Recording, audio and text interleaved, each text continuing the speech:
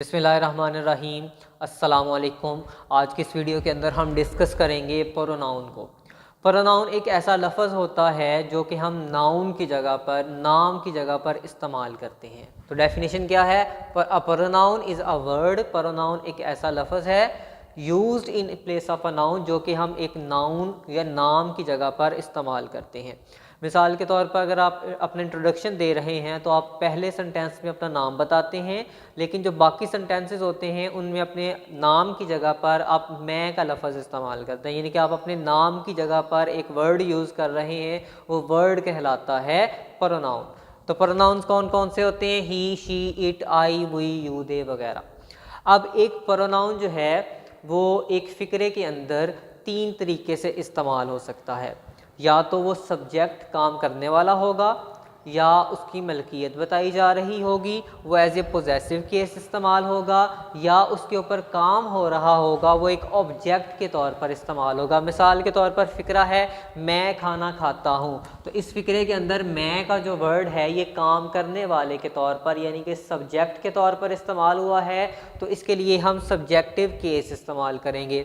दूसरा फ़िक्रा है ये किताब मेरी है, तो इस फ़िक्रे के अंदर मेरी का जो लफ्ज़ है, ये जो प्रोनाउन है, ये पोजेसिव केस के तौर पर इस्तेमाल हो रहा है, मलकियत बताने के लिए इस्तेमाल हुआ है।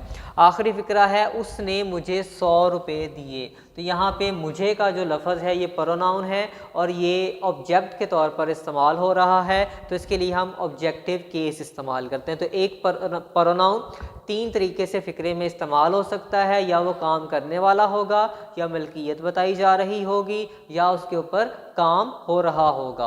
अगर वो काम करने वाले के तौर पर इस्तेमाल हो रहा है तो हम सब्जेक्टिव केस इस्तेमाल करेंगे, अगर मलकियत बताई जा रही है तो पोजेसिव केस इस्तेमाल करेंगे, और अगर उसके ऊपर काम हो रहा है तो हम ऑब्जेक्टिव केस इस्तेमाल करेंगे। तो सबसे पहला जो प्रोनाउन है हमारे पास वो है आई, जिसका सब्जेक्टिव केस आई है, पोजेसिव केस माई है, और ऑब्जेक्टिव केस मी है। आई की जो ट्रांसलेशन है, तर्जमा है, या जो मीनिंग है वो है होगा मैं, माई का मेरा या मेरी, और मी का मानी होगा मुझे।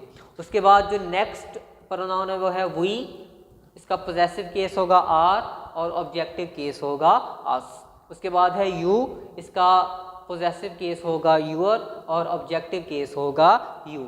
उसके बाद है सब्जेक्टिव केस है दे, उसका पोजेसिव केस होगा देयर और ऑब्जेक्टिव केस होगा देम। इसी तरह ही का पोजेसिव केस हिज और ऑब्जेक्टिव केस हिम। शी का पोजेसिव केस हर और ऑब्जेक्टिव केस हर। इट का पोजेसिव केस इट्स और ऑब्जेक्टिव केस भी इट होगा।